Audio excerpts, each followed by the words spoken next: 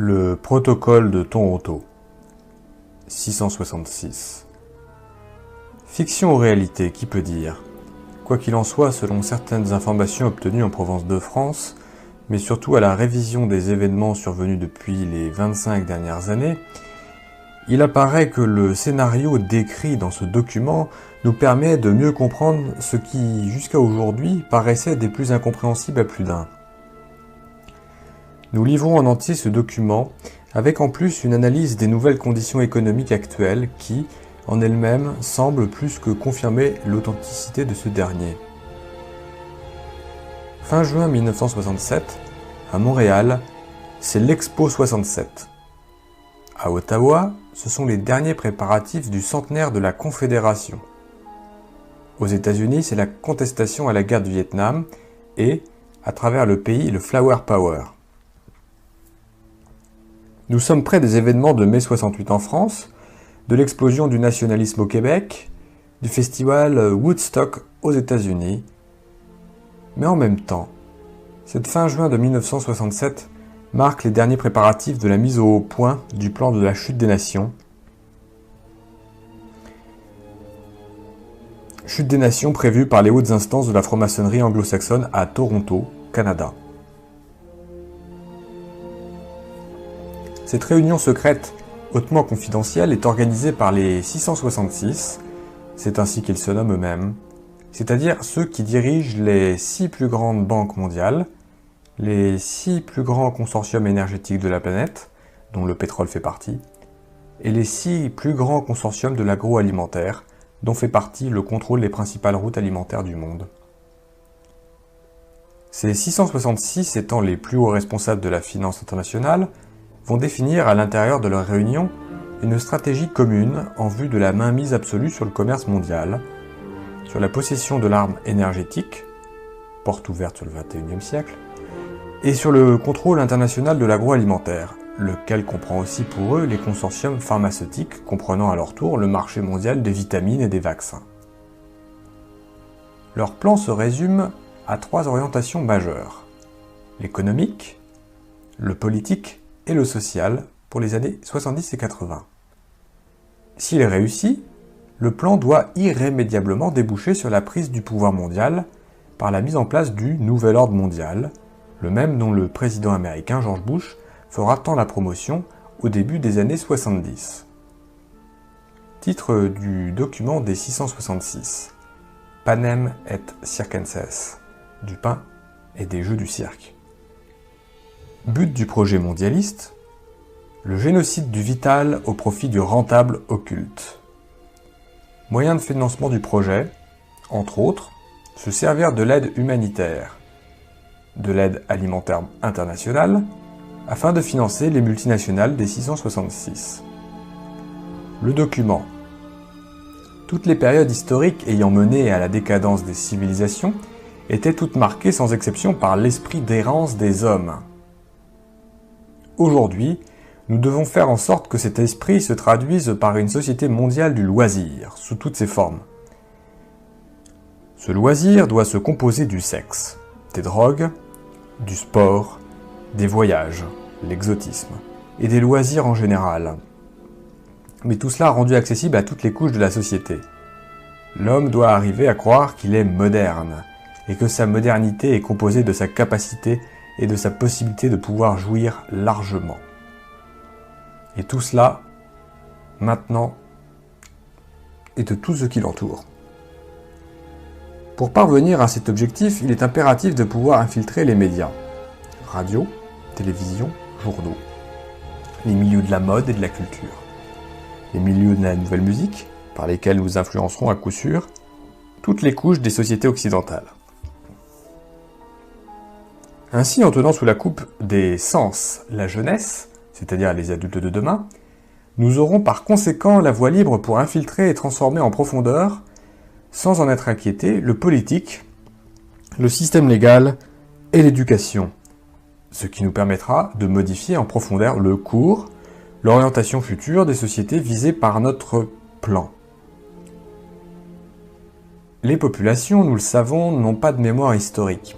Ils répètent inlassablement les erreurs du passé sans se rendre compte que ces mêmes erreurs avaient conduit leurs pères avant eux aux mêmes déchéances qu'ils vivront en pire avant la fin de ce siècle. Voyez par exemple ce que leurs grands-pères ont vécu au début de ce siècle grâce au travail acharné de nos prédécesseurs. Après avoir connu sans limite la libération des mœurs, l'abolition de la morale, en d'autres mots l'errance de l'esprit, ils expérimentèrent la crise économique puis la guerre. Aujourd'hui leurs petits-enfants et leurs enfants se dirigent droit vers un aboutissement semblable, pire encore car cette fois-ci, il nous permettra enfin de mettre sur pied notre nouvel ordre mondial, sans qu'aucun d'entre eux ne soit à même de s'en rendre compte, trop préoccupés qu'ils seront tous à satisfaire exagérément leurs besoins sensuels les plus primaires. Une norme générale, plus qu'importante, et qui a déjà fait ses preuves au début de ce présent siècle dans la construction et la mise en place du système communiste, par exemple, par les regrettés hauts officiers de nos loges, et la rentabilité de l'exception. En principe, nous le savons, l'exception prouve la règle générale qui lui est contraire. Mais dans notre vocabulaire, l'exception, c'est ce qui doit être imposé à tous.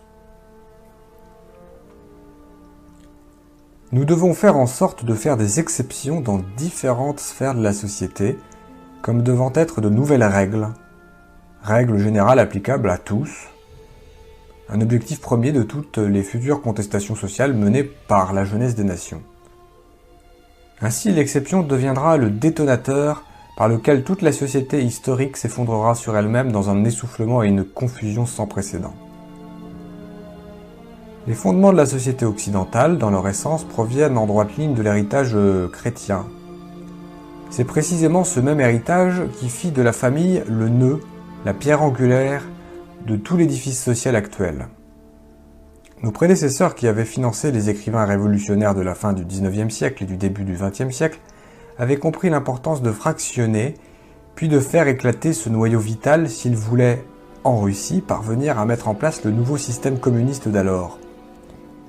Et c'est précisément ce qu'ils firent en faisant minutieusement produire par les philosophes et les écrivains non conformistes de l'époque un manifeste à la gloire de l'État-Dieu, celui-ci ayant la primauté absolue sur l'individu et sur la famille. Pour aboutir avec certitude à la construction d'un gouvernement mondial, un nouvel ordre mondial communautaire, où tous les individus sans exception seront soumis à l'état mondial de l'ordre nouveau. Nous devons en premier lieu faire disparaître la famille, ce qui entraînera du même coup la disparition des enseignements religieux ancestraux, et en deuxième lieu, niveler tous les individus en faisant disparaître les classes sociales, en particulier les classes moyennes. Mais nous devons procéder de manière à ce que tous ces changements apparaissent comme étant issus de la volonté populaire, qu'ils aient l'apparence de la démocratie. En se servant de cas isolés, mais en les amplifiant à l'extrême, avec l'aide de contestations étudiantes noyautées par nous, de journalistes favorables à notre cause et de politiciens achetés, nous parviendrons à faire mettre en place de nouveaux organismes ayant toutes les apparences de la modernité, tel un bureau de la protection de l'enfance protégé par une charte des droits et libertés. Pour la réussite de notre plan mondial, le plan rouge, il nous faut faire implanter dans toutes les sociétés occidentales des années 70 des bureaux pour la protection de l'enfance, dont les fonctionnaires, de jeunes intellectuels sans expérience, fraîchement sortis d'université où sont mis en évidence nos principes mondialistes, feront respecter à la lettre sans discernement la charte des droits de l'enfant.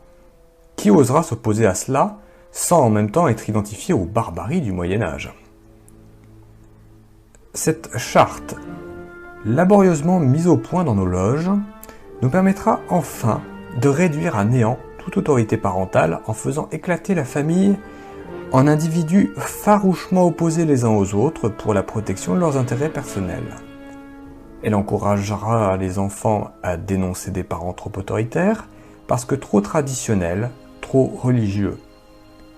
Elle contribuera ainsi à soumettre les parents à une psychose collective de la peur, ce qui provoquera inéluctablement, d'une manière générale dans la société, un relâchement de l'autorité parentale.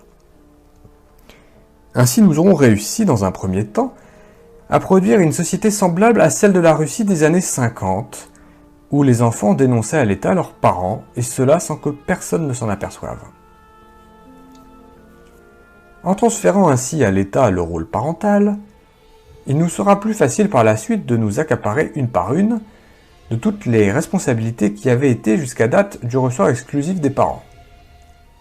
C'est ainsi que nous pourrons faire considérer par tous comme étant un abus contre l'enfant l'enseignement religieux traditionnel d'origine judéo-chrétienne.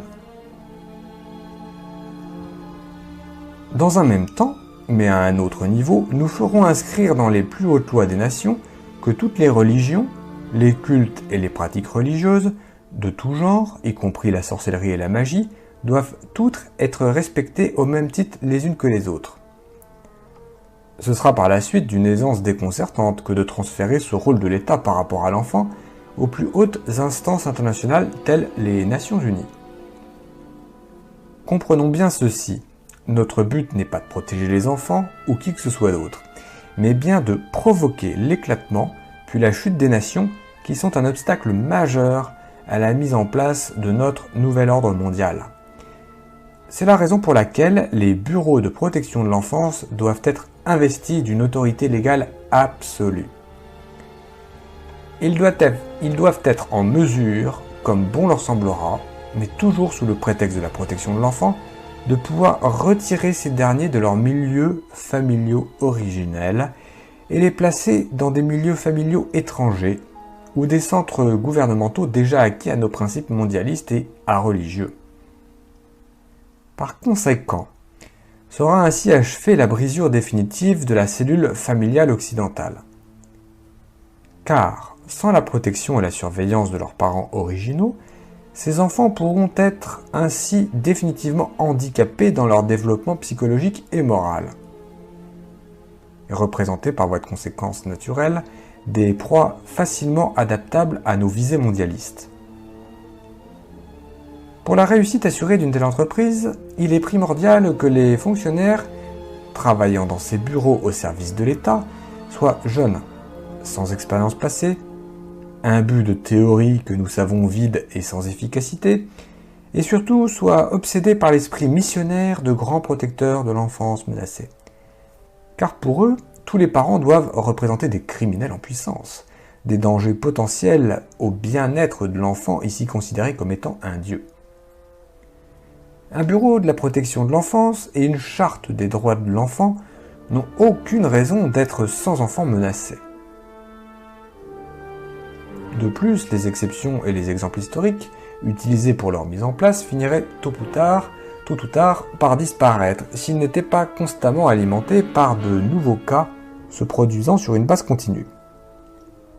En ce sens, nous devons infiltrer le système d'éducation des nations pour y faire disparaître, sous le couvercle de la modernité et de l'évolution, l'enseignement de la religion, de l'histoire, de la bienséance, tout en diluant en même temps, sous une avalanche d'expérimentations nouvelles dans le milieu de l'éducation, celui de la langue et des mathématiques. De cette manière, en enlevant aux jeunes générations toute base et toute frontière morale, toute connaissance du passé, donc toute fierté nationale, donc tout respect d'autrui, tout pouvoir par la connaissance du langage et des sciences, donc sur la réalité, nous contribuerons à fabriquer une jeunesse largement disposée à toutes les formes de délinquance. Dans ce nouvel univers morcelé par la peur, les parents et leur abandon de toute responsabilité face à leur enfant, nous aurons la voie libre pour former à notre manière et selon nos objectifs premiers, une jeunesse où l'arrogance, le mépris, l'humiliation d'autrui seront considérés comme étant les nouvelles bases de l'affirmation de soi et de la liberté. Mais nous savons, à même l'expérience du passé, qu'une jeunesse semblable est d'ores et déjà condamnée à son autodestruction, car celle-ci est foncièrement individualiste, donc anarchiste par définition. En ce sens, elle ne peut aucunement représenter une base solide pour la continuité de quelque société que ce soit, et encore moins une valeur sûre pour la prise en charge de ces vieillards. Dans la même foulée, il est aussi impératif de faire créer une charte des droits et libertés individuelles et des bureaux de protection du citoyen, en faisant miroiter aux masses que ces innovations font partie intégrante de la modernité, des sociétés nouvelles du XXe siècle. De la même manière, et en même temps, Mais à un autre niveau, faire voter de nouvelles lois pour le respect et la liberté individuelle, comme dans le cas de la famille, mais sur le plan de la société. Ces lois entreront en conflit avec les droits de la collectivité, menant ainsi les sociétés visées droit à leur autodestruction. Car ici l'inversion est totale. Ce n'est plus la société, le droit de la majorité, qui doit être protégé contre des individus pouvant la menacer, mais bien plutôt le droit de l'individu qui se doit d'être protégé contre les menaces possibles de la majorité. Voilà le but que nous nous sommes fixés. Pour achever l'éclatement de la famille, du système d'éducation, donc de la société en général, il est primordial d'encourager la liberté sexuelle à tous les échelons de la société occidentale. Il faut réduire l'individu, donc les masses, à l'obsession de satisfaire leurs instincts primaires par tous les moyens possibles. Nous savons que cette étape représente le point culminant par lequel toute société finira par s'effondrer sur elle-même. N'en a-t-il pas été ainsi de l'Empire romain à son apogée et de toute civilisation semblable à travers l'histoire ? Par des hommes de science et des laboratoires financés par nos loges, nous avons réussi à faire mettre au point un procédé chimique qui révolutionnera toutes les sociétés occidentales et reléguera aux oubliettes pour toujours les principes moraux et religieux judéo-chrétiens. Ce procédé, sous forme de pilule, ouvrira la voie toute grande à la liberté sexuelle. Liberté sexuelle sans conséquence et poussera les femmes des nations à vouloir briser avec ce qui sera alors perçu comme étant le joug du passé. L'esclavage des femmes soumises à l'homme et à la famille traditionnelle.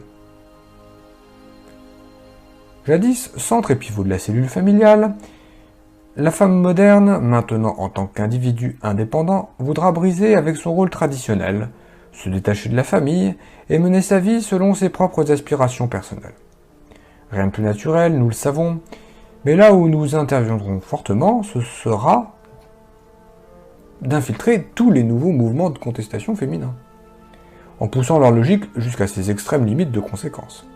Et ces limites se trouvent déjà inscrites dans l'éclatement définitif de la famille traditionnelle et de la société judéo-chrétienne. Cette libération sexuelle sera le moyen ultime par lequel il nous sera possible de faire disparaître de la conscience populaire toute référence au bien et au mal. L'effondrement de cette barrière religieuse et morale nous permettra d'achever le processus de la fausse libération de l'homme de son passé, mais qui en réalité est une forme d'esclavage, qui sera profitable à nos plans mondialistes. Cette porte ouverte pour l'encouragement à la liberté sexuelle, au divorce, à l'avortement sur demande, à la reconnaissance légale des diverses formes d'homosexualité, nous aidera à modifier en profondeur les bases historiques du droit légal des sociétés. Elle sera un atout majeur pour pousser l'ensemble des individus à un relâchement général des mœurs, pour diviser les individus les uns par rapport aux autres, selon leurs instincts et leurs intérêts propres, pour détruire l'avenir de la jeunesse en la poussant aux expériences néfastes de la sexualité active et de l'avortement, et pour briser moralement les générations futures en les poussant à l'alcoolisme, aux drogues diverses, dont nos officiers supérieurs des loges internationales se chargeront d'en prendre le contrôle au niveau mondial, et au suicide, celui-ci considéré par une jeunesse désabusée et abandonnée à elle-même comme étant une fin chevaleresque. Décevons la jeunesse des nations en lui montrant ses parents comme étant irresponsables, irreligieux, immoraux, ne cherchant en définitive que le plaisir, l'évasion et la satisfaction effrénée de leurs instincts au profit du mensonge, de l'hypocrisie et de la trahison. Faisons du divorce et de l'avortement une nouvelle coutume sociale acceptée par tous. Poussons-la ainsi à la criminalité sous toutes ses formes et à se réfugier en groupes distincts hors d'atteinte du milieu familial qu'elle percevra inévitablement comme étant une menace pour sa propre survie. Le tissu social étant ainsi bouleversé à jamais, il nous sera dès lors possible d'agir sur le politique et l'économique des nations afin de les soumettre à notre merci, pour en venir à accepter de force nos plans d'un nouvel ordre mondial. Car, il faut bien se l'avouer, les nations, dépourvues qu'elles seront alors de pouvoir compter sur une jeunesse forte, sur une société où les individus regroupés autour d'un idéal commun, renforcés par des remparts moraux indéfectibles, auraient pu lui apporter son soutien historique, ne pourront qu'abdiquer à notre volonté mondiale. Ainsi pourrons-nous alors inaugurer ce qui fut tant annoncé par nos créations passées. à savoir le système communiste qui prophétisait une révolution mondiale mise en branle par tous les rejetés de la Terre, puis le nazisme par lequel nous avions annoncé un nouvel ordre mondial pour 1000 ans. Voilà notre but ultime, le travail récompensé de tous les malheureux morts, au labeur pour son accomplissement depuis des siècles, disons-le haut et fort, tous les frères des loges passées, morts dans l'anonymat pour la réalisation de cet idéal qui nous est maintenant possible de toucher du bout des doigts. Il est bien reconnu par tous que l'homme, une fois après avoir assuré ses besoins primaires, nourriture, habillement et gîte, est beaucoup plus enclin à être moins vigilant.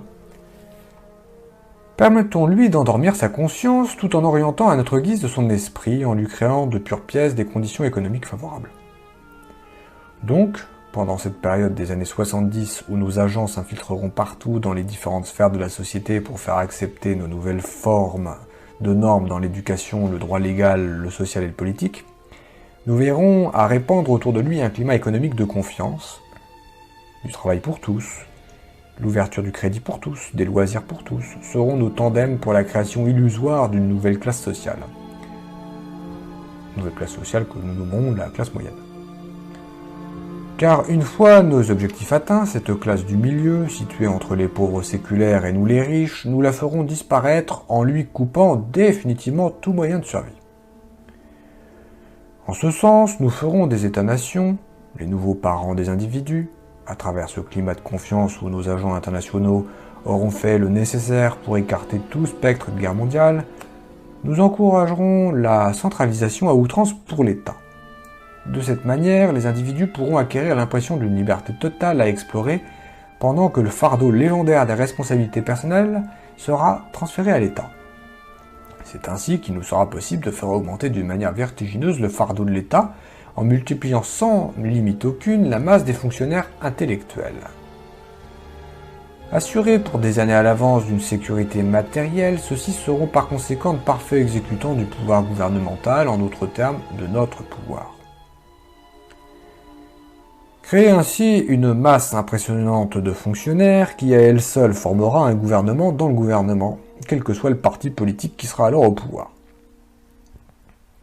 Cette machine anonyme pourra nous servir un jour de levier lorsque le moment sera venu pour accélérer l'effondrement économique des États-nations, car ceux-ci ne pourront pas indéfiniment supporter une telle masse salariale sans devoir s'endetter au-delà de leurs moyens. D'un autre côté, cette même machine qui donnera une image froide et insensible de l'appareil gouvernemental, cette machine complexe et combien inutile dans beaucoup de ses fonctions, nous servira de paravent et de protection contre les populations. Car qui osera s'aventurer à travers les dédales d'un tel labyrinthe en vue de faire valoir ses doléances personnelles? Toujours pendant cette période d'étourdissement général, nous en profiterons aussi pour acheter ou éliminer selon les nécessités du moment tous les dirigeants d'entreprise, les responsables des grands organismes d'État, les centres de recherche scientifique dont l'action et l'efficacité risqueraient de donner trop de pouvoir aux États-nations. Il ne faut absolument pas que l'État devienne une force indépendante en elle-même qui risquerait de nous échapper et de mettre en danger nos plans ancestraux. Nous veillerons aussi à avoir une mainmise absolue sur toutes les structures supranationales des nations. Ces organismes internationaux doivent être placés sous notre juridiction absolue.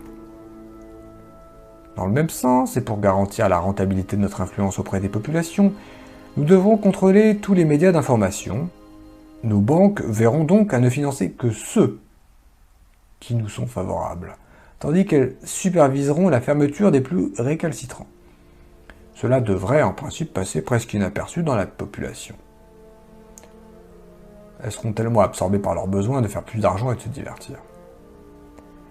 Nous devrons nous occuper à finaliser dès maintenant la phase de dérégionalisation des régions rurales amorcée au début de la crise économique de 29. Surpeupler les villes était notre tandem de la révolution industrielle.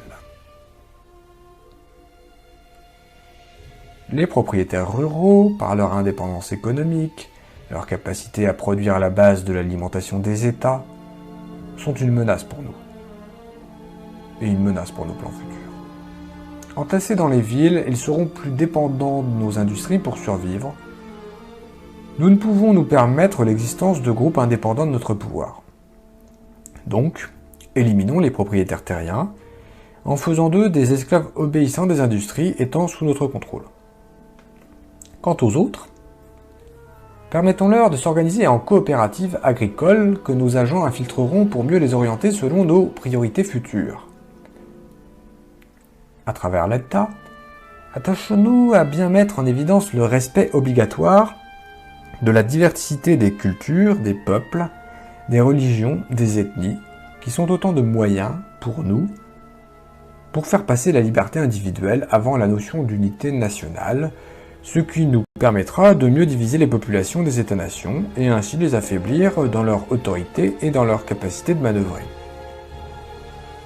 Poussé à ses extrêmes limites, mais sur le plan international, ce concept dans le futur poussera les ethnies des différentes nations à se regrouper pour revendiquer et individuellement chacune leur propre part du pouvoir, ce qui achèvera de ruiner les nations et de les faire éclater dans des guerres interminables. Lorsque les États-nations seront ainsi affaiblis par autant de luttes intestines, toutes fondées sur la reconnaissance des droits des minorités à leur indépendance, que les nationalistes divisés en différentes factions culturelles et religieuses s'opposeront aveuglément dans des luttes sans issue, que la jeunesse aura totalement perdu contact avec ses racines, alors nous pourrons nous servir des Nations Unies pour commencer à imposer notre nouvel ordre mondial. D'ailleurs, à ce stade-là, les idéaux humanitaires, sociaux et historiques des États-nations auront depuis longtemps éclaté sous la pression des divisions intérieures.